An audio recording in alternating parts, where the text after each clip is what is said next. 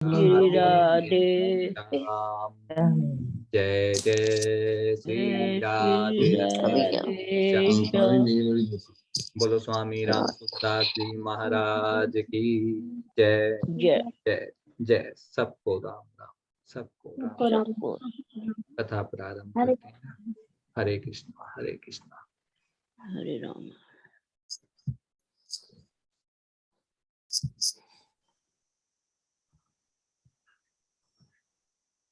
दूसरा अध्याय 49वां श्लोक।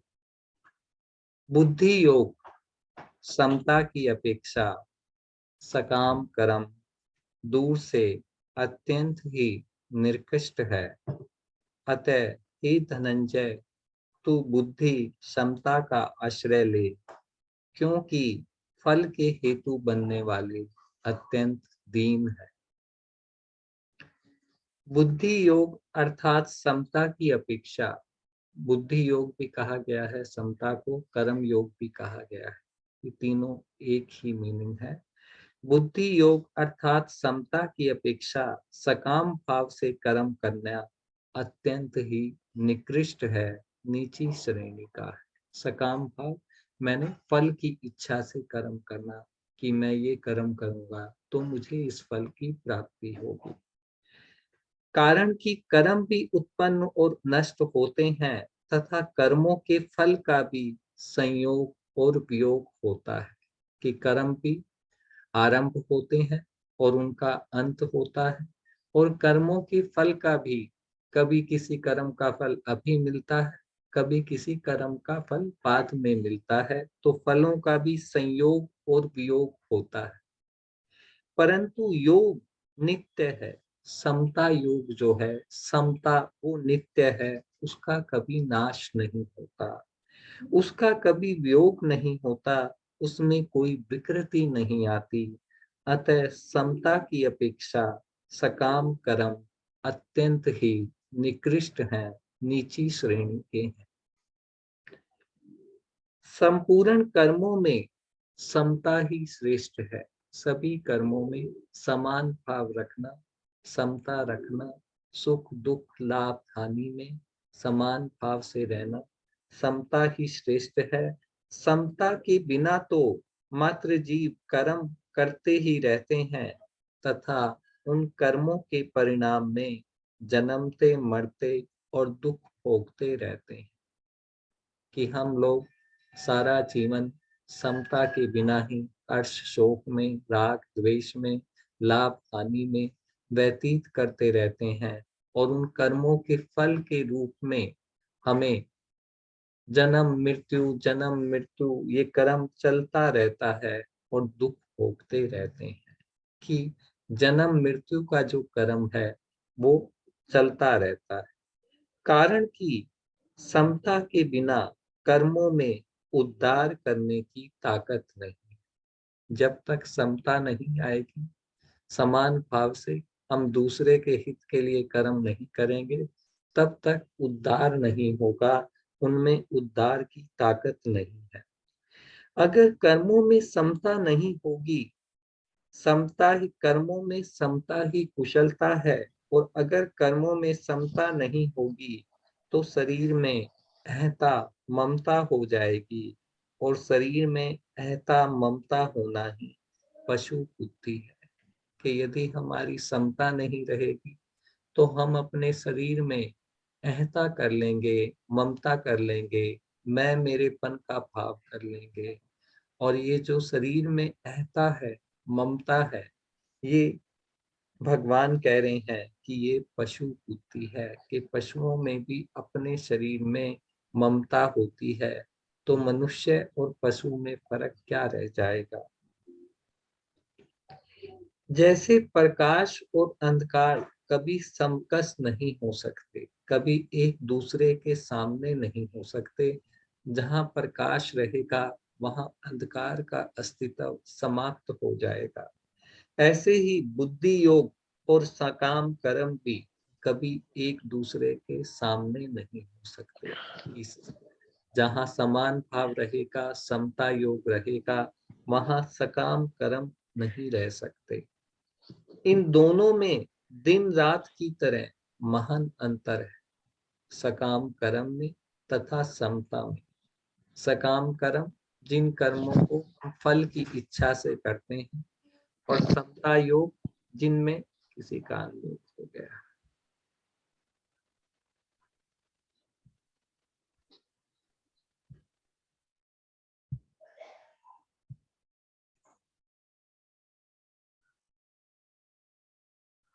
ऐसे ही बुद्धि योग और सकाम कर्म भी कभी एक दूसरे के सामने नहीं हो सकते। जब समता रहेगी तो सकाम कर्म रहेंगे ही नहीं। इन दोनों में दिन रात का महान अंतर है, कारण कि समता योग तो परमात्मा की प्राप्ति कराने वाला। समता योग में स्थित हो जाएगा तो परमात्म स्वरूप को प्राप्त हो जाएगा, और सकाम कर्म जो है वो जन्म मरण देने वाले हैं। सकाम कर्म जो हम ऊंचे लोगों की फल की प्राप्ति के लिए करते हैं, तो जब हमारे पुण्य समाप्त हो जाएंगे तो वापस हमें इस मृत्यु लोक में जन्म लेना पड़ेगा। इसलिए सकाम कर्म जो है वो जन्म मरण की मृत्यु देने वाला है। तू समता की शरण ले, भगवान अर्जुन से कहते हैं कि तू समता की शरण ले। समता में निरंतर स्थित रहना ही उसकी शरण लेना, कि समान भाव में निरंतर स्थित रहना, हर्ष में शोक में, राग में राग द्वेष ना रहे, हर्ष शोक में समान भाव से स्थित रहे, सभी प्राणियों को समान भाव से देखे। समता में स्थित रहने से ही तुझे स्वरूप में अपनी स्थिति का अनुभव होगा, कि जब तू समता में स्थित हो जाएगा तो धीरे धीरे अपने स्वरूप में स्थित हो जाएगा। कर्मों के फल का हेतु बनना अत्यंत निर्कष्ट है, कि कर्मों के फल का हेतु बनना भी निम्न श्रेणी का है, नीची श्रेणी का है। कर्म, कर्म फल, कर्म सामग्री और शरीर आदि कर्णों के साथ अपना संबंध जोड़ना ही कर्म फल का हेतु बनना है। कि जब हम कर्म के साथ कर्म फल और कर्म सामग्री, जो हमें सामग्री मिली है, और शरीर आदि जिन साधनों के द्वारा, कर्मों का मतलब साधनों के द्वारा अपना संबंध जोड़ लेना, कि ये मैं ये कर्म कर रहा हूँ, ये शरीर, मैं इस शरीर से कर्म कर रहा हूँ, इन ये सामग्री से कर्म कर रहा हूँ, ये मेरी है। कर्म फल से इसका कर्म फल मुझे मिलेगा, कि ये जो संबंध जोड़ देना ही है, ये कर्म फल का हेतु है, कर्म फल का कारण है। अतः भगवान ने 47वें श्लोक में कहकर कि कर्मों फल का हेतु बनने में निषेध किया है। पिछले श्लोक में कहा था माँ कर्म फल हेतु भूत, कि तू कर्म फल का हेतु मत बन, तो इनमें ममता अहंकार मत कर। अगर कर्म के फल का तो तुझे मिलेगा ही, लेकिन यदि तू आसक्ति इनमें कर लेगा कि ये कर्म मैं कर रहा हूँ, ऐसा भाव कर लेगा, तो वो तेरे बंधन का कारण हो जाएगा, जन्म मृत्यु के बंधन का कारण हो जाएगा। कर्म और कर्म फल का विभाग अलग है, कर्म और कर्म फल का विभाग अलग है, तथा इन दोनों से रहित जो नित्य तत्व है, जो अविनाशी तत्व है, उसका विभाग अलग है। जो हमारा स्वरूप है, जो नित्य है, जो अविनाशी है, उसका विभाग अलग है। ये नित्य तत्व अनित्य कर्म फल के आश्रित हो जाए, कि ये जो नित्य तत्व है, यह जो मेरा स्वरूप है, जो कि अविनाशी है, अनित्य कर्म फल जो हमें मिलने वाला है, कर्मों का फल जो कि विनाशी है, अनित्य है, उसके आश्रित हो जाए, कि हम ये कामना करने लगे कि इस कर्म से इस फल की प्राप्ति होगी, ये हमें कर्म फल के आश्रित होना है। बोले इसके समान निकृष्टता क्या होगी, निम्न श्रेणी और क्या होगी, कि हमारा स्वरूप नित्य है। हम अपने शरीर के साथ संबंध जोड़कर उसमें मैं मेरेपन का भाव करके हम कर्म फल के आश्रित हो जाते हैं। गीता में कर्म योग के लिए 3 शब्द आए, बुद्धि योग और बुद्धि योग। कर्म योग में कर्म की प्रधानता नहीं है, योग की प्रधानता है। समता योग की, समान भाव से स्थित रहना, इसकी प्रधानता है। योग बुद्धि और बुद्धि योग तीनों का एक ही अर्थ है। समता योग, बुद्धि और बुद्धि योग। कर्म योग में एक निश्चय वाली बुद्धि की प्रधानता होने से इसको बुद्धि कहा गया, कि जिसका एक निश्चय हो कि मुझे तो परमात्मा को प्राप्त करना है, उसकी और दूसरी कोई शाखा नहीं है, तो उसे बुद्धि कहा गया है। और विवेक पूर्ण त्याग की प्रधानता होने से इसको योग या बुद्धि योग कहा गया है, कि जब एक निश्चय वाली बुद्धि हो जाएगी तो हम विवेक पूर्वक दूसरे जो भी हमारी कामनाएं हैं, जो भी आशाएं हैं, जो भी वस्तुएं हैं, उन सब का हम त्याग कर देंगे। इसमें त्याग की प्रधानता होने से हम बाकी अपने जितने भी संकल्प विकल्प मन में उठते हैं, उन सब का हम त्याग कर देंगे। तो विवेक द्वारा त्याग की प्रधानता होने से इसे योग और बुद्धि योग कहा गया। ध्यान योग में मन की और कर्म योग में बुद्धि की प्रधानता। ध्यान योग में तो मन की प्रधानता है। मन के निरोध में स्थिरता और चंचलता दोनों बहुत दूर तक रहती है। जब हम मन का निरोध करना चाहते हैं, मन पे कंट्रोल करना चाहते हैं, तो हमारे मन में जो है ना, स्थिरता और चंचलता दोनों ही बहुत दूर तक रहती है। कभी मन स्थिर होता है, फिर कोई स्फुरना होती है, मन चंचल हो जाता है, क्योंकि इसमें साधक मन को संसार से हटाना और परमात्मा में लगाना चाहता है। कि ध्यान योग में साधक का एक ही उद्देश्य रहता है, कि मन को संसार से हटाकर परमात्मा में लगाना। मन को संसार से हटाने पर भी संसार की सत्ता बनी रहती है, बीच बीच में संपूर्णा होती है और वो संसार की सत्ता को खड़ा कर देते हैं। यह सिद्धांत है कि जब तक दूसरी सत्ता की मान्यता रहती है, जब तक संसार की मान्यता रहती है, तब तक मन का सर्वथा निरोध नहीं हो सकता, मन को सर्वथा शांत नहीं हो सकता। मन में ऐसा नहीं हो सकता कि कोई संकल्प विकल्प न उठे, मन पूरी तरह स्थिर हो जाए। इसलिए समाधि तक पहुंचने पर समाधि और ये दो अवस्थाएं रहती, ये दोनों अवस्थाएं कि मन स्थिर भी रहता है और चंचल भी रहता है। परंतु बुद्धि की प्रधानता रहने पर कर्म योग में विवेक की मुख्यता रहती है। कि कर्म योग या समता योग एक ही बात है। उसमें बुद्धि की प्रधानता रहने पर विवेक की मुख्यता रहती है। विवेक में सत्य असत दोनों ही रहते हैं।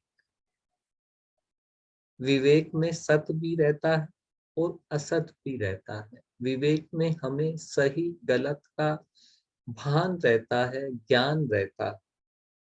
कर्म योग असत वस्तुओं को सेवा सामग्री बनाकर मानकर उनको दूसरों की सेवा में लगा देता है।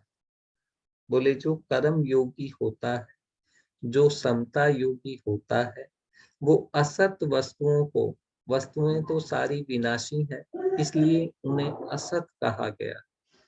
कि जितनी भी असत वस्तुएं हैं उनको सेवा सामग्री बनाकर, सेवा सामग्री मानकर उनको दूसरों की सेवा में लगा देता है।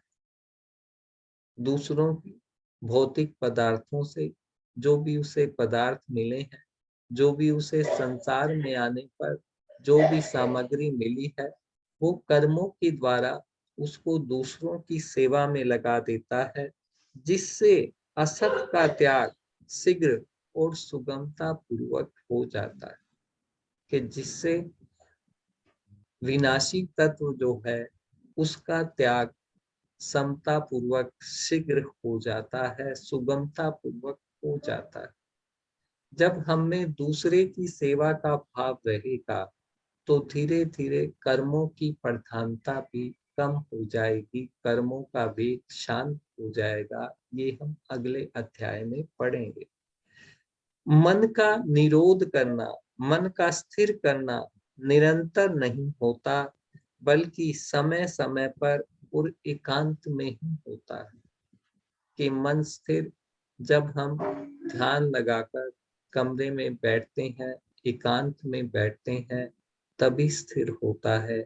लेकिन सारा दिन मन स्थिर नहीं रहता, परंतु एक निश्चय वाली बुद्धि अर्थात बुद्धि का एक निश्चय निरंतर रहता है। जिसने एक निश्चय बना लिया कि मुझे तो परमात्मा को ही प्राप्त करना है, उसका एक निश्चय निरंतर बना रहता है।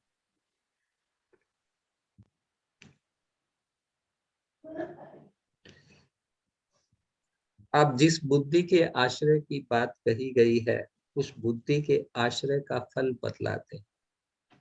बुद्धि समता से युक्त मनुष्य यहाँ जीवित अवस्था में ही पुण्य और पाप दोनों का त्याग कर देता है।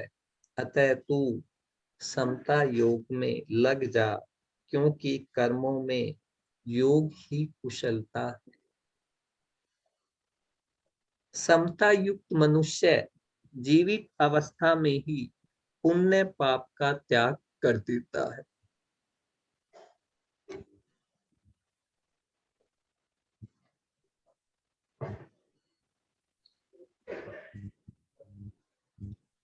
अर्थात उसको पुण्य और पाप नहीं लगते, वह उनसे रहित हो जाता है। जैसे संसार में पुण्य पाप होते ही रहते हैं, पर सर्वव्यापी परमात्मा को वे पुण्य पाप नहीं लगते, ऐसे ही समता में स्थित, समता में निरंतर स्थित रहता है, उसको पुण्य पाप नहीं लगते। समता एक ऐसी विद्या है, समता योग जो है समान भाव से स्थित होना, ऐसी विद्या है जिसमें मनुष्य संसार में रहता हुआ ही संसार से सर्वथा निर्लिप्त रह सकता है। जैसे कमल का पत्ता जल से ही उत्पन्न होता है, जल में ही रहता है, पर वह जल से लिप्त नहीं होता। ऐसे ही समता युक्त पुरुष संसार में रहते हुए भी संसार से निर्लिप्त रहता है। पुण्य पाप उसका स्पर्श नहीं करते, अर्थात वह पुण्य पाप से असंग हो जाता है, क्योंकि वह कर्मों के फल की कोई चाह नहीं रखता, उनमें आसक्ति नहीं रखता। वह अपने कर्तव्य कर्म को साधारण भाव से पूरा करता है, तो उसे पुण्य पाप नहीं लगते। वास्तव में वह समय चेतन स्वरूप, जो उसका चेतन स्वरूप है, पुण्य पाप से रहित है ही। बोले हमारा जो स्वरूप है सबका, वह पुण्य पाप से रहित है। स्वरूप को कोई पुण्य पाप नहीं लगता। केवल असत पदार्थों, केवल जो विनाशी पदार्थ है, शरीर आदि के साथ संबंध जोड़ने से ही पुण्य पाप लगते हैं। बोले जब हमारा शरीर से संबंध विच्छेद हो जाएगा, तब हमें पुण्य पाप नहीं लगते। स्वरूप में कोई पुण्य पाप लगते ही नहीं है। स्वरूप जो है हमारा, वह निर्विकार। अगर यह असत पदार्थों के साथ अपना संबंध न जोड़े तो यह आकाश की तरह निर्लिप्त रहेगा और उसको पुण्य पाप नहीं लगेंगे। अगर यदि हम अपना शरीर के साथ संबंध नहीं जोड़ेंगे तो जैसे आकाश निर्लिप्त रहता है, आकाश में कोई कर्म नहीं है, कोई क्रिया नहीं है, वैसे ही रहेगा और इसको पुण्य पाप नहीं लगे। इसलिए तुम योग में लग जाओ, अर्थात निरंतर समता में स्थित रहो। तुम योग में लग जाओ, निरंतर समता में स्थित रहो। वास्तव में समता तुम्हारा स्वरूप है, कि जो स्वरूप जो तुम्हारा है वह समता ही है। तुमने ही इसको विकृत कर लिया है। तुम्हारा स्वरूप जो है वह समता है, वह निर्विकार है। अतः तुम नित्य निरंतर समता में ही स्थित रहते हो। केवल राग द्वेष के कारण तुम्हारे को उस समता का अनुभव नहीं हो रहा है, कि तुम वास्तव में निरंतर जो है, तुम्हारा स्वरूप जो है वो समता में ही स्थित रहता है, लेकिन राग द्वेष के कारण तुमको उस समता का अनुभव नहीं हो रहा है। अगर तुम हरदम समता में स्थित न रहते तो सुख और दुख का ज्ञान तुम्हें कैसे होता, क्योंकि ये दोनों ही अलग अलग है, कि सुख अलग है, दुख अलग है। ये तुम्हें ज्ञान तभी होता है जब तुम समता में स्थित रहते हो। तुम इनके आने जाने में सदा समरूप रहते हो। इसी समता का तुम अनुभव करो, कि तुम इनके आने जाने में समान भाव से स्थित रहो। इसी समता का तुम अनुभव करो। कर्मों में योग ही कुशलता है। योग जो है वही कर्मों में कुशलता है। इसमें कहा गया है कि कर्म में कुशलता पूर्वक कर्म करो, तो कर्मों में योग ही कुशलता है। अर्थात योग क्या है?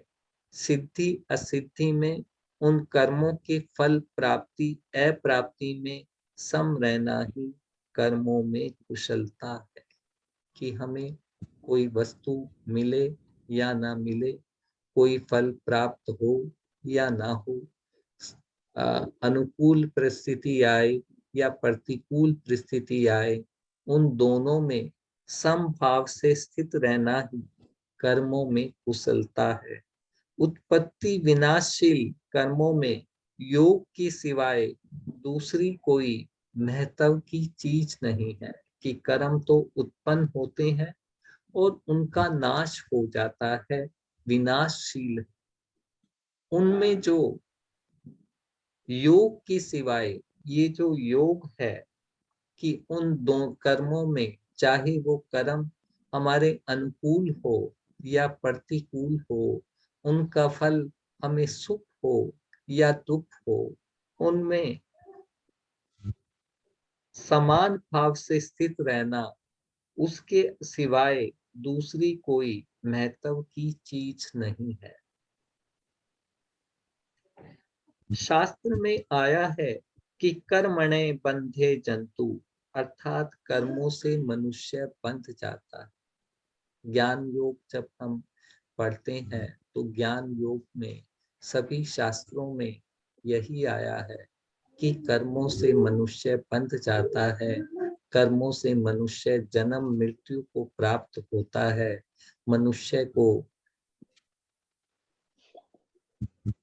बाहर जाकर, घर से, संसार छोड़कर तपस्या करनी चाहिए, तभी उसे मुक्ति की प्राप्ति होगी। सभी शास्त्र यही कहते हैं। पर गीता एक शास्त्र है जो कहता है कि कर्मों से बंधन नहीं होता। अतः जो कर्म स्वभाव से ही मनुष्य को बांधने वाले हैं, वे ही मुक्ति देने वाले हो जाएं, यही वास्तव में कर्मों में कुशलता है। कि जिन कर्मों के बारे में सभी शास्त्रों में ये आया है कि कर्म बांधने वाले हैं, कर्म से मनुष्य जन्म मृत्यु को प्राप्त होता है, उन्हीं वही कर्म मुक्ति देने वाले हो जाएं, यही कर्मों में कुशलता है और यही गीता का ज्ञान। मुक्ति योग समता से होती है। मुक्ति जो है वो समता योग से होती है, कर्मों में कुशलता से नहीं। योग का आदि और अंत नहीं होता। बोले समता योग जो है उसका ना आदि होता है और ना अंत होता है। कर्मों का आदि भी होता है और अंत भी होता है। कर्म उत्पन्न भी होते हैं और नष्ट भी होते हैं, परंतु कर्म कितने ही बढ़िया हो, उनका आरंभ तथा अंत होता है। उनके फल का संयोग तथा वियोग होता है। जिसका आरंभ अंत संयोग वियोग होता है, उनके द्वारा मुक्ति प्राप्त कैसे होगी? नाशवान के द्वारा अविनाशी की प्राप्ति कैसे होगी? कि कर्म तो नाशवान है, उनके द्वारा अविनाशी, जो कि परमात्मा अविनाशी है, उसकी प्राप्ति कैसे होगी? समता तो परमात्मा का स्वरूप है, अतः महत्व समता योग का है, कर्मों का नहीं। इस श्लोक का सार यही है कि समता जो है वो हमारे स्वरूप में भी है और वही परमात्मा का स्वरूप है। तो महत्व जो है वो समता योग का है, समान भाव से स्थित होने का है, कर्मों का नहीं।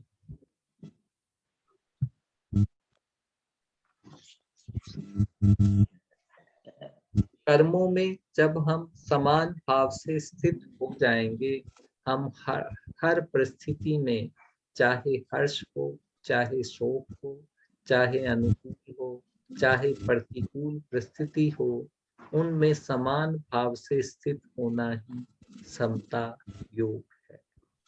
आज इतना ही। आज हमारे 50 श्लोक पूरे हो गए हैं दूसरे अध्याय के।